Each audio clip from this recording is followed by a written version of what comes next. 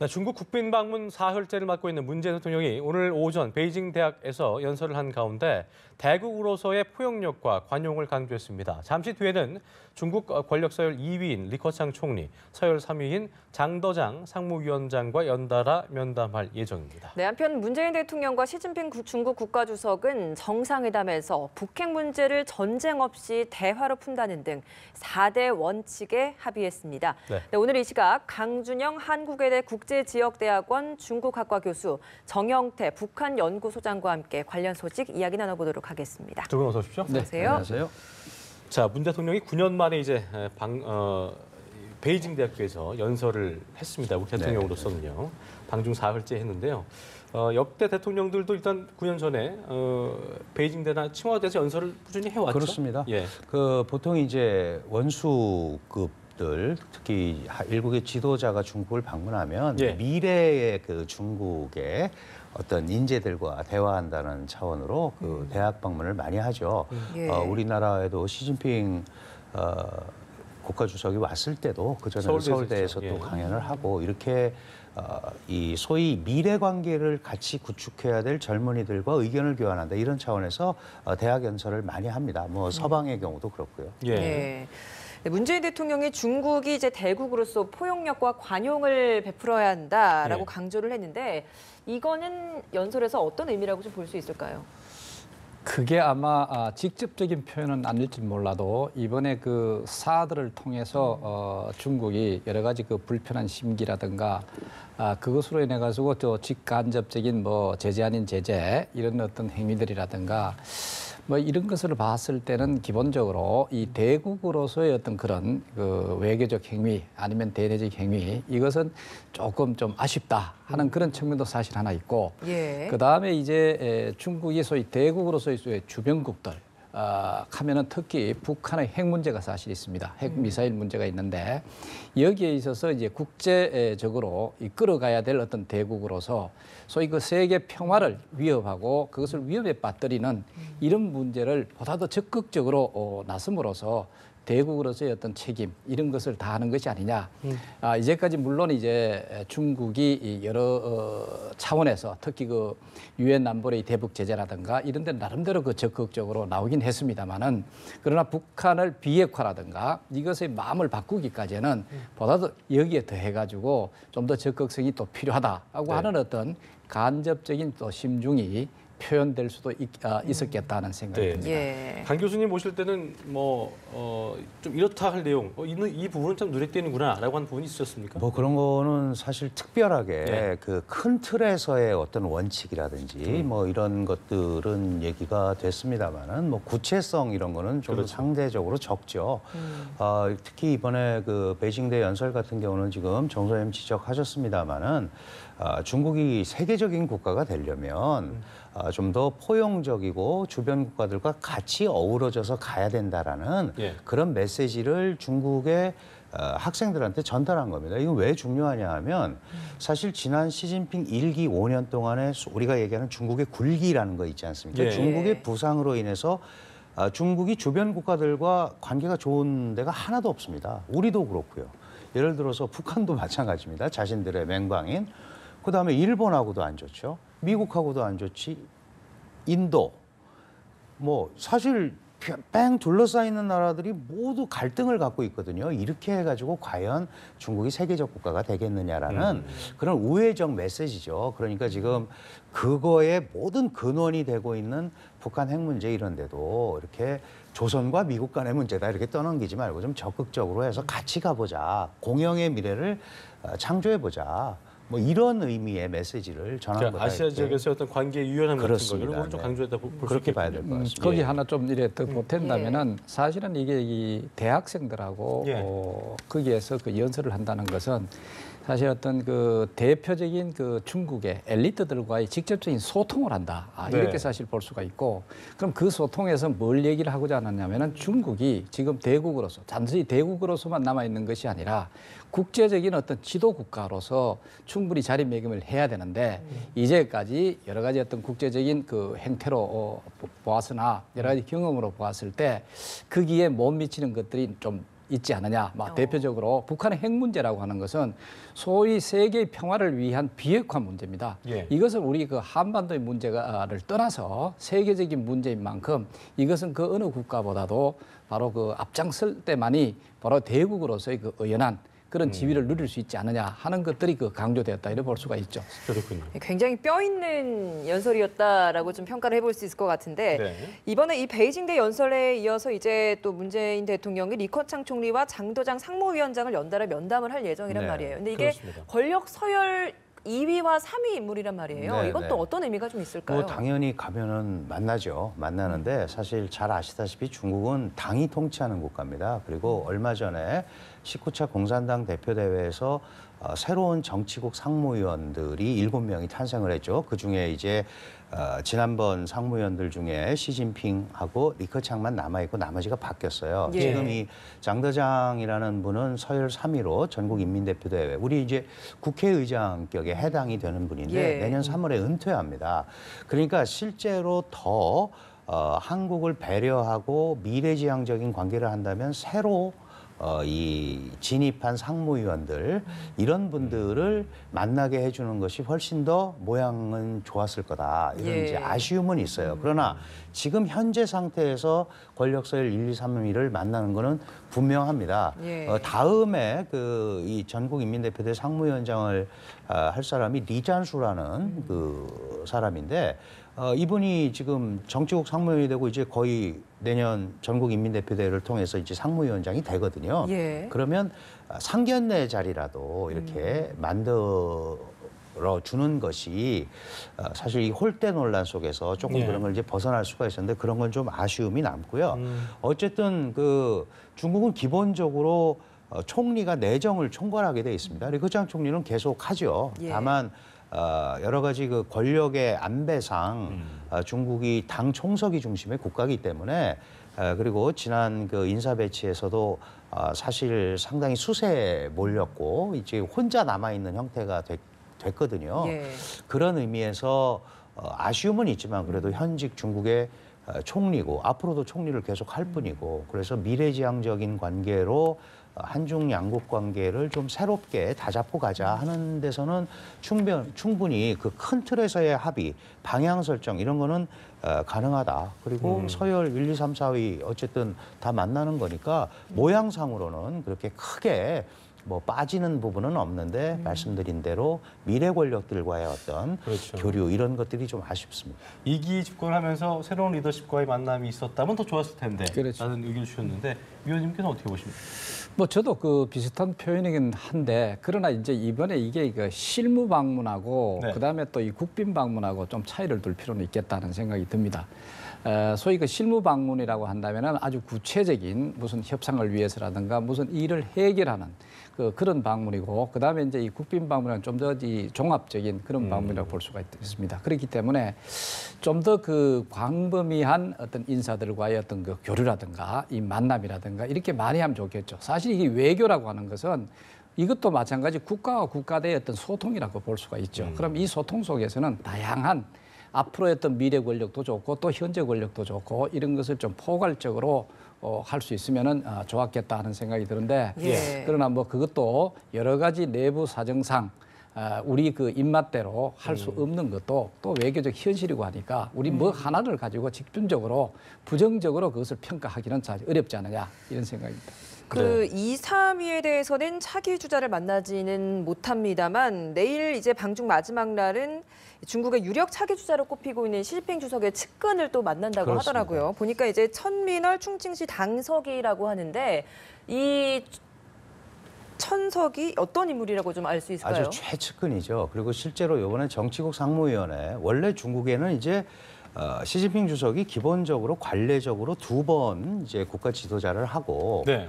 그 다음에는 50대의 그 젊은 사람을 2분 집어넣어서 이제 그 다음에 하는 이런 격대 지정의 형태를 택했는데 이번에 그걸 안 했거든요. 네. 그러면서 실제로는 이 천민얼이라는 지금 현재 총칭시 당서기를 정치국 상무위원회에 넣으려고 그랬어요. 그런 이제 예상이 많았는데 안 들어갔지만 시진핑의 아주 오른팔로 알려져 있고요.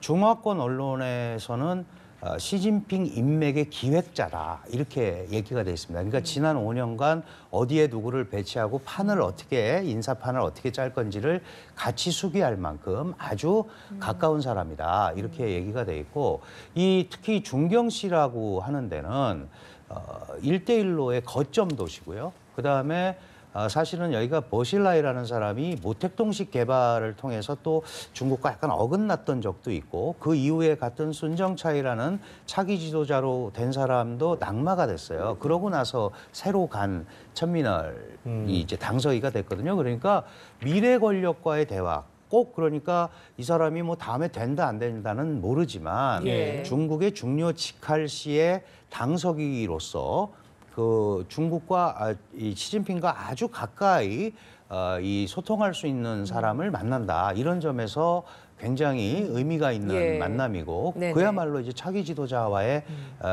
어떤 회동이다 이렇게 볼 수 있고요.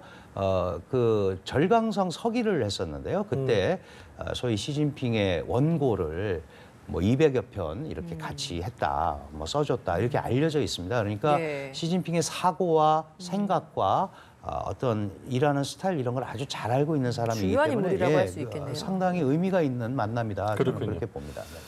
자, 그리고 어제 그 정상회담 같은 경우도요. 그러니까 뭐 야권에서는 상당히 좀 홀대론이 나왔고 국격을 훼손됐다는 뭐 비판하긴 했습니다만 청와대에서 반론을 제기했었죠. 일단 그 중에 하나가 이제 당초 예정된 시간보다 1시간 넘게 2배 가까이 길어지면서 허심탄회한 얘기를 했다. 그만큼 우리를 상당히 좋은 관계를 보는 것이다라고 얘기를 했는데 이 부분은 어떻게 좀 해석을 하고 계세요? 저는 1시간 이상이 그 연장되면서까지 이 정상 간에 직접적인 그 회의가 있었다, 회담이 있었다 하는 것은 굉장히 그 중요한 일이라고 봐야 되겠죠.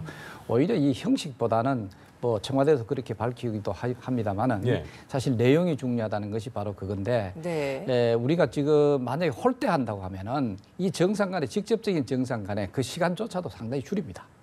나름 줄이기도 하고 그다음에 또 그 자체의 내용 자체 이 돌출해내는 여러 가지 합의 내용 자체도 굉장히 그 간단한 형태로 끝낼 수 사실 있을 텐데 이번 경우는 아마도 그 우리 문재인 대통령께서 상당히 그 준비를 많이 하면서 저쪽을 중국을 나름대로 이 대국으로서의 어떤 역할이라든가 또 그 자체에 또 우리 한반도에 대한 적극적인 어떤 역할이라든가 이런 데에 대해서 좀 진지한 어떤 그런 그 요구와 이런 것을 하지 않았느냐. 거기에 상호 맞장구를 치면서 뭔가 앞으로 문재인 정부와 소위 그 시진핑 저쪽 저 정부와 마찬가지로 이제 같이 함께 협력의 어떤 그런 쪽으로 가는 그런 것들이 상당히 그 도출되는 어떤 상황이 아니냐. 뭐 이렇게 본다면은 오히려 그 여러 가지 뭐 과정상 많은 문제가 사실 뭐 이래 언론에도 나오고 있습니다만은 그것을 듣고도 남을 수도 있지 않겠느냐 하는 생각도 사실 듭니다.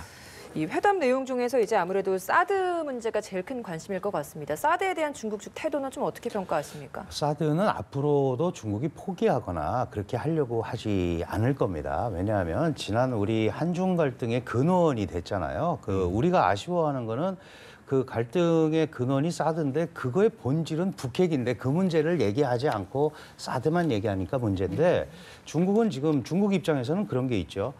지금 1년여를 계속 반대했는데 한국의 대통령이 왔다고 해서 그걸 없었던 것처럼 받아들이기는 굉장히 어려운 겁니다. 그리고 중국 국민들한테 주는 메시지도 아니 그렇게 안 된다고 반대하더니 이게 되겠느냐. 그래서 사드 문제는 그게 우리 10월 31일 합의 정신입니다.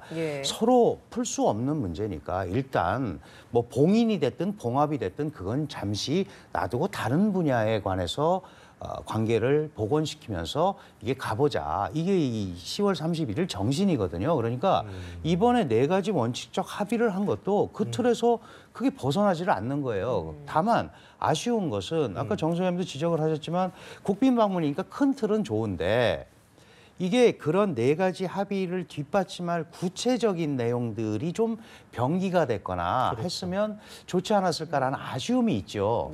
그런데 이 확대 정상회담 하고 나서 소규모 정상회담을 또 했단 말이죠. 그럴 때는 의견을 양측이 발표를 안 하기로 하고도 얼마든지 교환할 수 있으니까 했을 거라고 저는 생각을 합니다. 왜냐하면 워낙 첨예한 문제이기 때문에 그렇게 본다면 물론 이제 그 세부적인 문제에 대해서는 상당히 아쉬움도 있고 우리 국민들 자존심도 상하고 그런 게 있지만 어쨌든 양국 지도자가 이렇게 갈등을 하면서 가는 것이 양국 발전에 유리하지 않다라는 커다란 틀, 이거에 대해서는 공감대를 형성하고 일단 앞으로 나가는 방향을 택하는 데서 의미가 있는 거고, 또 하나 정말 한국이 이렇게 서둘러서 갔지만 안 만나고 싶으면은 오지 말라 그러면 되는 거죠. 뭐 다음에 와라, 1월에, 2월에 와라, 그럴 수도 있는 거고. 어쨌든 여러 가지로 미흡하지만 인민일보에 오늘 그 아침에 의장대를 같이 사열하는 게 나왔습니다. 그 의장대 사원은 정말 국빈 방문할 때만 하는 것 아니겠습니까? 그냥 악수하는 정상회담이 아니고. 그래서 그런 것들을 또 중국 국민들한테 보여주는 면도 있거든요. 그러니까 그 항상 동전의 양면이죠. 우리가 좋은 면을 좀 발전시켜서 가는, 비판할 건 비판하더라도 그런 쪽으로 본다면 사드 문제는 봉합 안 되는 게 너무나 당연한 겁니다. 그러니까 그거에 대해서 너무 이렇게 깊게 얘기를 하면 우리의 운신의 폭도 좁아진다. 그러니까 입장을 밝히는 게 중요한 거예요. 일고 있는 어떻게 보면 홀대론 이런 것들도 좀 지역적이고 너무 이거는 그렇게 비판을 위한 비판으로 좀 보고 계신 거예요, 강 교수님요? 그 성의를 더 표할 수 있죠. 있는데 안 하는 이유가 있을 겁니다. 예를 들어서 이렇게 해줘서 국민을 자극하고 북한을 자극하는 거를 피하자. 그래서 이걸 확대하지 않는 거죠. 우리는 저도 그 홀대론이나 이런 데 대해서 대한민국 국민으로서 가슴이 아프고 상처를 받고 또 강력하게 중국한테도 얘기합니다. 그러나 그것만 너무 따지다 보면 이게 지금 새 정부가 이렇게 한중 관계를 좀 다잡아서 가려고 하는 노력 자체도 잘못되면 안 되니까 우리가 비판을 하면서 그런 뽑아낼 수 있는 부분은 좀 뽑아내야 된다라는 그런 개념으로 말씀을 드리는 겁니다. 여지껏 많은 국빈 방문을 좀 많이 대통령들이 했습니다만 이번 중국 방문에서는 유독 좀 잡음이 많은 게 지금 그렇습니다. 영상에서 좀 나왔던 게 왕이 외교부장이 툭 손으로 친 것도 지금 논란이 되고 있어요. 이게 뭐 친근한 표시였다라고 이야기를 하고 있습니다만 이 부분은 좀 정말 그렇다라고 보시는지 뭐 어떻게 보십니까? 사실 이게 그 이번에 특히 그 정상회담이 이 논란거리가 좀 되는 것이 이번에 그 중국이 사드 문제 때문에 여러 가지 이 공개적으로나 비공개적으로 뭐 제재 아닌 제재 이런 어떤 그 행태로 움직인 것에 대한, 그리고 또 여러 가지 또 어떤 비난이라든가 이런 데 대한 사실 우리 그 대한민국 국민들이 좀 자존심이 상해 있는 건 사실이에요. 뭐 우리 언론도 마찬가지고 거기에 기초해서 이래 본다면은 사실은 이번에 그 홀대 아닌 홀대들이 보다 더 오히려 그 부각돼서 보이는 것은 우리 어쩔 수 없이 정부도 그것은 뭐 이해할 수 있는 그런 측면이 아니냐 이래 사실 볼 수가 있고, 그 다음에 이제 이번 또 정상회담을 보는 어떤 관점은 뭐 싫든 좋든 시진핑 체제가 사실 그 사드 문제를 강력히 그 내걸었습니다. 그것이 뭐 어떤 국내 정치적인 어떤 필요성에 있어서나 어떤 형태든지 그것을 내걸어 놓고 우리한테 이제 강하게 뭐 여러 가지 형태로 그 제재의 어떤 움직임을 사실 보였습니다. 자, 그럼 이런 상황에서 일단 판은 벌여놨는데 그렇다 해가지고 이번 정상회담이 바로 그 와중에서 열린다는 것이죠. 자, 그러면 이게 봉합하는 과정에 열리는 어떤 정상회담인 만큼 저쪽에는 저쪽 나름대로 불편한 신기 자체가 완전히 봉합됐다기보다는 이 과정 중에 소위 불씨가 어떤 의미에서 제로일에 덮여져 가는 과정에서 이루어진 정상회담인 만큼 아마 그 측면에서도 우리가 충분히 좀 이해를 할 필요가 있겠다 하는 그것이 이번에 중요한 관전 포인트다, 저는 이렇게 봅니다.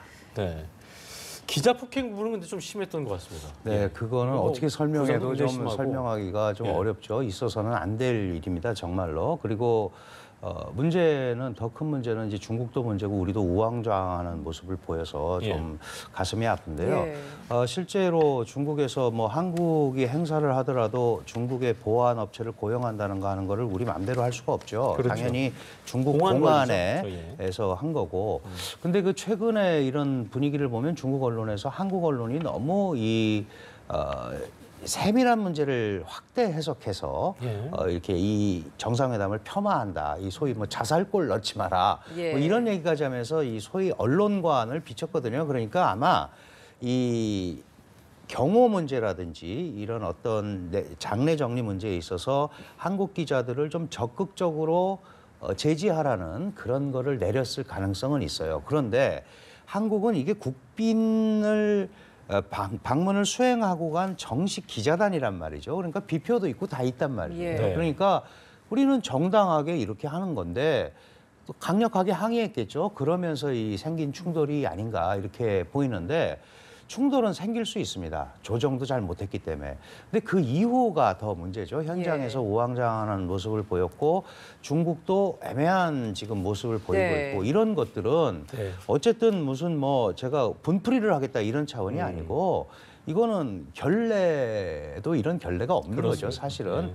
왜냐하면 한국 국가원수가 가면 중국이 경호원을 파견해서 해줘도 될까 말까 한 판입니다. 아무리 한국 행사라고 하더라도 그런 부분에서 이렇게 좀 너무 이 소위 남일 보듯이 하는 태도도 좋지 않고요. 우리도 그렇다고 그걸 뭐 100% 중국 측의 잘못이다 이렇게 하기도 어렵습니다. 좀 이런 게 계기가 돼서 이 외교도 좀 세밀하고 치밀하게 이런 어떤 의전이나 이런 것도 짜는 그런 계기가 마련이 됐으면 좋겠습니다. 그거 하나 관련해서 그걸 얘기를 드린다면 지금 사실은 이번에 그런 것이 행태가 나타난다는 것은 아직까지 중국이 보통 국가라기보다는 중국식 사회주의 공산주의 어떤 그런 경직된 체제가 유지돼 오고 있고 또 아직 그런 유산 속에서 이러한 것들이 사실 일어나는 것이 아니냐. 그렇기 때문에 어떤 그 언론의 자유라든가 이게 대한 어떤 국제적 규범 뭐 이런 어떤 그 도덕 이런 것들이 상당히 그 무시되면서 오히려 그 중국의 민낯을 드러낸 어떤 그런 그 계기가 됐다 이렇게 볼 수가 있죠. 알겠습니다. 자, 오늘 말씀 여기까지 듣겠습니다. 두 분 고맙습니다. 고맙습니다. 감사합니다.